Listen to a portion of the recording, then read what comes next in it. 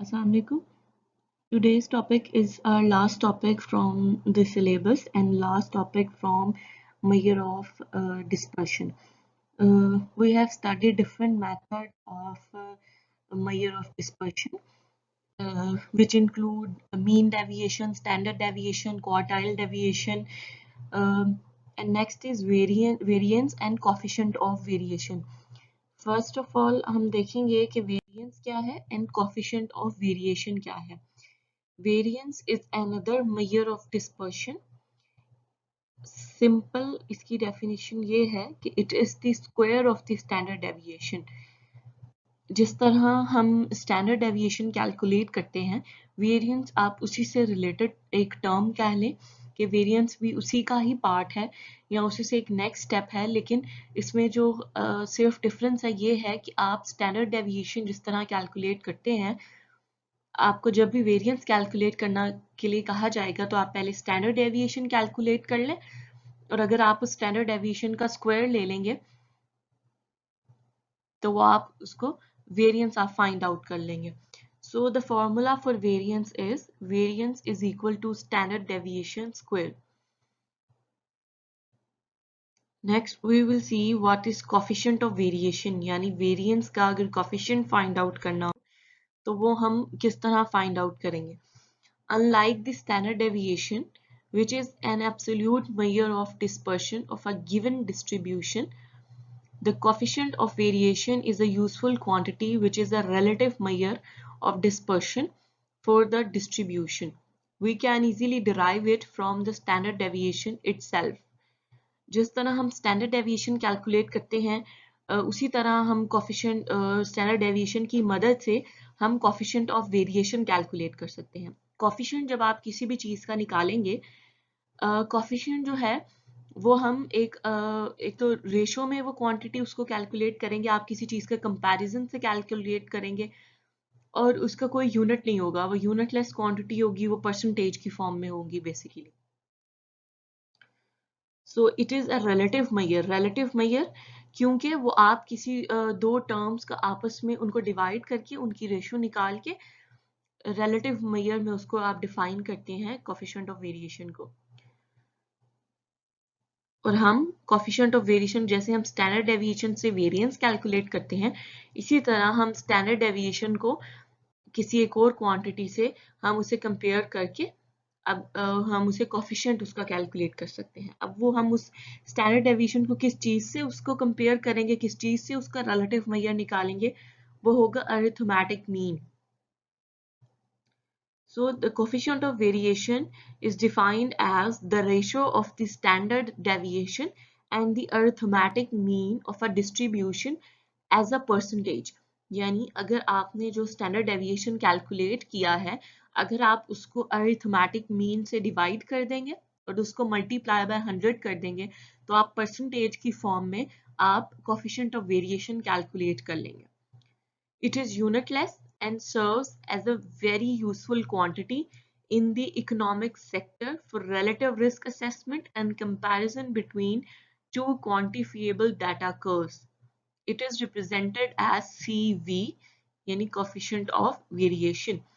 और जो coefficient of variation है वो unitless है क्योंकि जब standard deviation और arithmetic mean divide होते हैं तो उनके units जो हैं वो कैंसिल आउट हो जाएंगे दोनों के. यानी अगर दोनों की यूनिट आपने रुपीस में कैलकुलेट किए हैं, जो डाटा था वो रुपीस में किसी चीज का गिवन था, तो वो दोनों यूनिट जो है वो डिवाइड होकर वो कट हो जाएंगे, डिवाइड हो जाएंगे और वो यूनिटलेस क्वांटिटी बना देंगे कोफिशिएंट ऑफ वेरिएशन को. और coefficient of variation is a very useful quantity क्योंकि हम उसे डिफरेंट जब आपने कंपैरिजन करना होगा किसी दो टर्म्स का, तो कोफिशिएंट ऑफ वेरिएशन वो चीज़ है जिससे आप दो चीज़ों को इजीली कंपेयर कर सकते हैं. दो डिफरेंट सेट ऑफ डाटा हो और अगर आपको उनका कंपैरिजन करना हो तो एक जो सबसे ज़्यादा सूटेबल टर्म जो मेजर ऑफ डिस्पर्शन की टर्म्स में यूज होती है वो कोफिशिएंट ऑफ वेरिएशन है. So the formula for CV यानी coefficient of variation is standard deviation divided by arithmetic mean multiplied by 100. यानी आपने ऑब्वियसली जब आप स्टैंडर्ड डेविएशन निकालते हैं तो आप स्टैंडर्ड डेविएशन निकालने के लिए भी आपको अरिथमेटिक मीन चाहिए होता है। तो बेसिकली जो इम्पोर्टेंट स्टेप है वेरिएंस या कोफिशिएंट ऑफ वेरिएशन कैलकुलेट करने में, कि आपने सारा स्टेप जिस तरह आपने स्टैंडर्ड डेविएशन हमने लास्ट लेक्चर में स्टडी किया है, आप सारे स्टेप्स स्टैंडर्ड डेविएशन के फॉलो करेंगे। और स्टैंडर्ड डेविएशन निकालते हुए क्योंकि आपको अरिथमेटिक मीन की भी जरूरत पड़ती है, आप वो भी कैलकुलेट करते हैं, तो अरिथमेटिक मीन भी आप ऑलरेडी कैलकुलेट कर चुके हुए होंगे। तो जब आप स्टैंडर्ड डेविएशन का जो आंसर है उसको अरिथमेटिक मीन जो आप फर्स्ट स्टेप में कैलकुलेट कर चुके होंगे उससे डिवाइड कर दें, और जो डिवाइड करके जो आंसर आएगा उसको मल्टीप्लाई कर दें 100 से, तो कोफिशिएंट ऑफ वेरिएशन आप कैलकुलेट कर सकते हैं। We will see it through an example. Calculate the variance and coefficient of variation for the following data: 16, 20, 18, 19, 20, 20, 28, 17, 22 and 20. ये सेम क्वेश्चन है जो हम स्टैंडर्ड डेविएशन में हम पढ़ चुके हैं, उसमें भी ये एग्जाम्पल 1 थी और इस केस में भी एग्जाम्पल 1 है। सिर्फ मैं कंपेयर करने के लिए कि हम आपको दिखाने के लिए कि हम स्टैंडर्ड डेविएशन उसमें कैलकुलेट कर चुके हैं, अब उसी से आगे स्टैंडर्ड डेविएशन हम सीख चुके हैं, तो उसी के बाद नेक्स्ट स्टेप हमें वेरिएंस कैलकुलेट करने के लिए हमें क्या कोएफिशिएंट ऑफ वेरिएशन कैलकुलेट करने के लिए हमें क्या स्टेप्स परफॉर्म करने हैं, ताकि वो चीज़ आपको उससे कनेक्टेड आप रहें कि स्टैंडर्ड डेविएशन से वो ही रिलेटेड नेक्स्ट आप उसका पार्ट। जैसे कि स्टैंडर्ड डेविएशन का फर्स्ट स्टेप में आपको अरिथमेटिक मीन कैलकुलेट करना होता है, ये बिल्कुल सेम एग्जांपल है तो मैं ज़्यादा एक्सप्लेन नहीं करूंगी, सिर्फ गो थ्रू करवा देती हूँ क्योंकि हम इसको डिटेल में देख चुके हैं लास्ट लेक्चर में। आपके पास अरिथमेटिक मीन आपने कैलकुलेट किया है, 20 आ गया है अरिथमेटिक मीन। नेक्स्ट आपने उसी तरह जो स्टैंडर्ड डेविएशन का फॉर्मूला था x माइनस एक्स बार कैलकुलेट करना है, आपने वो कैलकुलेट किया है, x minus x bar square calculate किया है और उसके बाद उनको प्लस कर दिया है। प्लस करने के बाद आपने जो प्लस करके टर्म है ये समीशन की टर्म, उसको डिवाइड कर दिया है टोटल नंबर ऑफ ऑब्जर्वेशन से, और आपने पूरा अंडर रूट लेने के बाद स्टैंडर्ड डेविएशन आपने जो ऑब्टेन किया है वो है 3.13। तो ये यहाँ तक जो स्टेप है वो तो सेम है स्टैंडर्ड डेविएशन की तरह। नेक्स्ट अब वेरिएंस आप कैलकुलेट करेंगे and coefficient of variation. Mean आप फाइंड आउट कर चुके हैं, 220 आया है, स्टैंडर्ड डेविएशन 3.13 आया है। तो अब आपने वेरिएंस, क्योंकि हम फॉर्मूला देख चुके हैं, variance is equal to standard deviation square, आप 3.13 का स्क्वायर लेंगे, answer is 9.7969 which is variance. और नेक्स्ट अब आप वेरिएंस कैलकुलेट करने के बाद अगर अब आपने कोएफिशिएंट ऑफ वेरिएंस निकालना है तो उसका फॉर्मूला भी हम देख चुके हैं, standard deviation divided by arithmetic mean multiply by 100। Standard deviation हमें पता है 3.13 divided by arithmetic mean which is 20 multiply by 100। तो पूरी कैलकुलेट करने के बाद जो आंसर आएगा जो कोएफिशिएंट का वो है 15.65% में। तो ये हमारे पास कोएफिशिएंट ऑफ वेरिएशन हम कैलकुलेट कर सकते हैं। इसी तरह अगर आपको दो कंपैरिजन के लिए डाटा मौजूद हो, आपको दिया गया हो, तो अब आप उनको कंपेयर करके कोएफिशिएंट निकाल कर आप उनको कंपेयर भी कर सकते हैं कि किसका कोएफिशिएंट ऑफ वेरिएशन ज्यादा है, और यानी किसका मेजर ऑफ डिस्पर्शन, किसकी कौन सा डाटा ज्यादा डिस्पर्स है।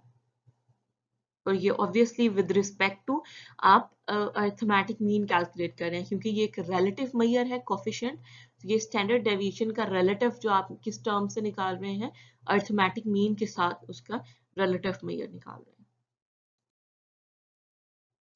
नेक्स्ट सेम एग्जांपल है, स्टैंडर्ड डेविएशन हमने इसको कैलकुलेट किया था, अब आप इसका फर्दर वेरिएंस भी कैलकुलेट करेंगे कि सिंपल फ्रीक्वेंसी डिस्ट्रीब्यूशन से। अब आपने स्टैंडर्ड डेविएशन तो कैलकुलेट किया था लास्ट लेक्चर में, अब आप इसी डेटा का variance and coefficient of variation calculate करेंगे। सेम स्टेप के थ्रू हमने अरिथमेटिक मीन, जिस तरह हम सिंपल फ्रीक्वेंसी डिस्ट्रीब्यूशन में अरिथमेटिक मीन कैलकुलेट करते हैं, हम सबसे पहले अरिथमेटिक मीन कैलकुलेट करेंगे। नेक्स्ट हम फॉर्मूला के अकॉर्डिंग हमें x माइनस एक्स बार कैलकुलेट करना है, x minus x bar square then हम कैलकुलेट करेंगे, देन हम x minus x bar square को हम f से मल्टीप्लाई करके इस टर्म को हम समीशन यानी इसको ऐड कर देंगे तमाम वैल्यूज को। ऐड करने के बाद फॉर्मूला में हम वैल्यूज पुट करेंगे और हम स्टैंडर्ड डेविएशन हम अचीव कर लेंगे which is 1.602। Standard deviation achieve करने के बाद नेक्स्ट जो स्टेप है वो आप मीन कैलकुलेट कर चुके हैं 5.32, स्टैंडर्ड डेविएशन इज 1.602। नेक्स्ट आप वेरिएंस कैलकुलेट करेंगे। वो आपको पता है कि variance is equal to standard deviation square 1.602 square लेंगे आप और उससे आगे आप 2.566404 आंसर आप वेरिएंस का अचीव कर लेंगे। Coefficient of variation find out करने के लिए standard deviation 1.02 divided by arithmetic mean 5.32 multiplied by 100, then coefficient of variation is 30% में आपके पास आएगा। यहाँ तक आप coefficient of variation आपका कंप्लीट हो रहा है, लेकिन लास्ट लेक्चर जो हमने स्टैंडर्ड डेविएशन का पढ़ा था उसमें एक थर्ड एग्जांपल भी थी ग्रुप्ड फ्रीक्वेंसी डिस्ट्रीब्यूशन से रिलेटेड, जिसमें आपने स्टैंडर्ड डेविएशन कैलकुलेट किया था।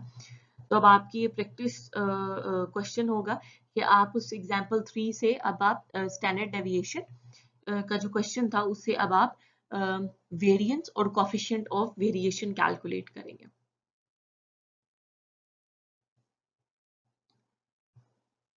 आपका जो टॉपिक्स हैं वो सारे कवर होते हैं यहाँ तक, क्योंकि लास्ट टॉपिक जो है आपका कोएफिशिएंट ऑफ वेरिएशन तक ही था। So thank you very much.